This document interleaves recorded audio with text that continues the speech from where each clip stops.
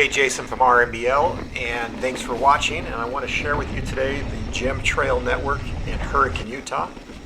This is the answer to the question that I get most commonly asked, and that is, what is the best beginner-friendly trail in your area? The JEM Trail is the first trail that I ever rode, and I send people back not because it's easy in that type of beginner way, but it's something you're never going to forget. You ring the bell at the top of Dead Ringer, and it's downhill from here for almost 7 miles to Virgin, Utah. So this is a section of the trail that is normally used as a climb to get to the top of JEM, but it is a multi-directional trail, so just keep in mind there's some exposure to the left. There's not a lot of room to step off a bike, and there's definitely no room to ride around. So we take it a little slow, especially around the corners, to make sure nobody's coming up.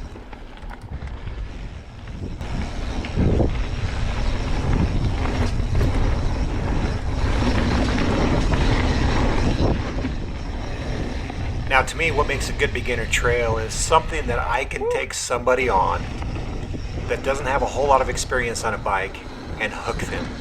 This is going to be scary enough to make them remember it, but not so bad where anybody's going to get hurt. And it's going to allow them to progress and get better. Just be patient, because if you're taking somebody on here, there's a few spots that they may walk. In fact, that exposure section at the beginning, I remember walking it. It's pretty scary to look at. When you get down to this section here, you can see it's very fast and very flowy.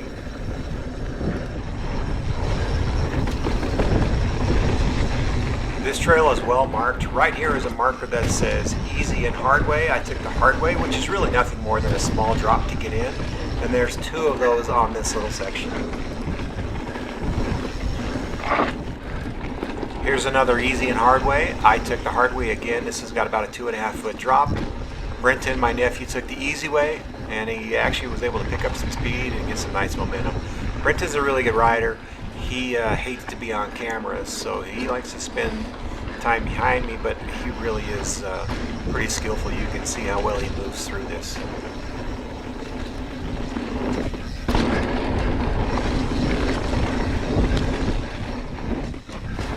Each of these little jumps that are in the trail all have ride-arounds, so a beginner is going to not be intimidated and not have to hit the jumps, and somebody who's a little more advanced to intermediate will really enjoy just popping off some of this stuff, almost like a little gym park.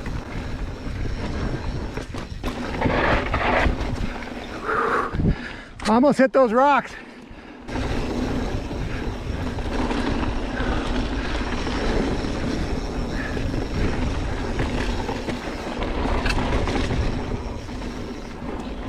Now, this may seem like a boring section because it's pretty just straight, small turns, but the views are amazing. I'm looking straight out at the Zion National Park area in Virgin, Utah.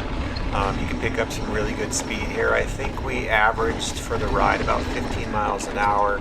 I'm guessing this was one of the times we were going closer to 20.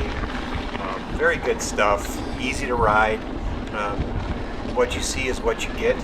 There is only one climb really on this section to get to where we're trying to go. This can be ridden as an out and back. A lot of people will park in Virgin, come all the way up, get 7 miles up to the top, turn around and come down. There's multiple options here. We are again to where on the Dead Ringer and Lower JEM, but there's also Crypto Bionic. There is the actual JEM proper. One of my favorites to check out that takes you on top of a mesa is the actual more cowbell trail. So come out here, explore, and enjoy. Bring your camera because the views are phenomenal.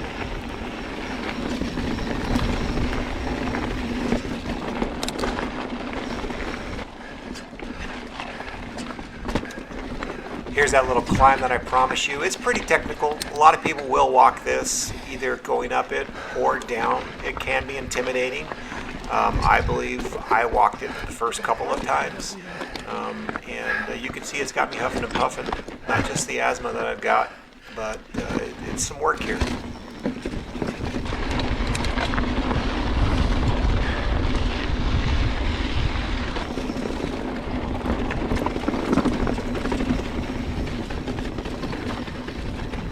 And then one of my favorite sections actually throws a little bit of technical chunk at you. This has been sanitized quite recently to where it's not as harsh as it used to be. There used to be a lot of really loose rocks in this section. I've had multiple pinch flats because the rocks were just sharp and square. That seemed to be really cleaned up. Now you can just turn down the hill and go for it. Actually not a bad climb either.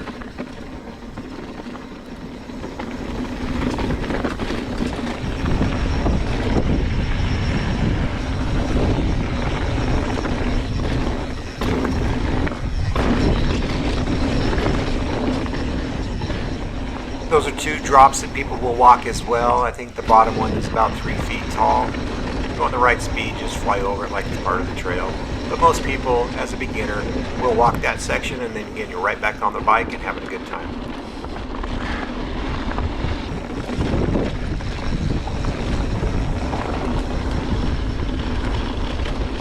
Up ahead, you can see we've got a little bit of traffic, which is not uncommon for this trail. Looks like she heard us coming and got off to the side. Thank you very much. So we were able to just go right on by. Always be courteous because you just never know what level.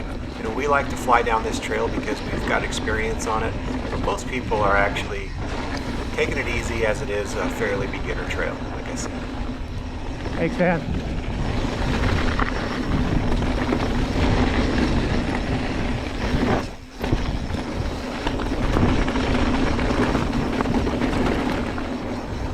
So off to a right is a dry riverbed.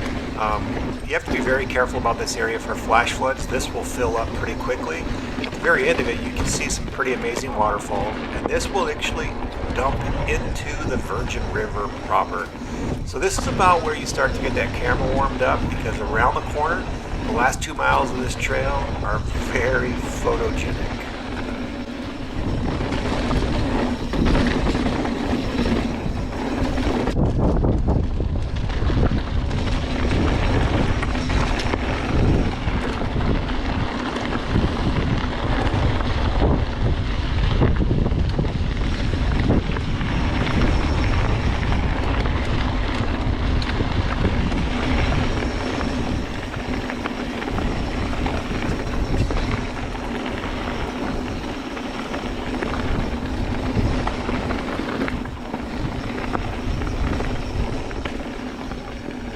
First time I ever rode this, I thought, man, this is scary.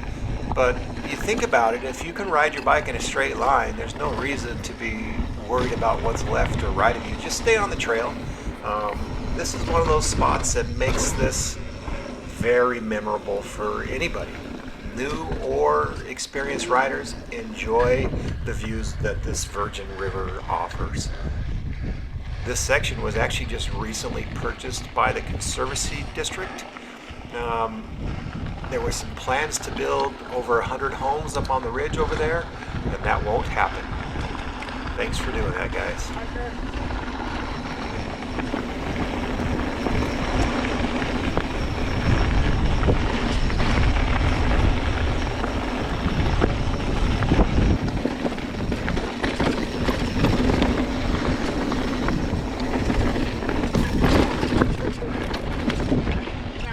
There's a good spot for an Instagram moment. This place just keeps on giving. Whether you start at the bottom and climb up, or start at the top like we did and shuttle down to the bottom, it's worth it every time. We caught a rare evening in June, late June, to be 80 degrees. It's pretty amazing. I would recommend hitting this trail early in the spring or late in the fall.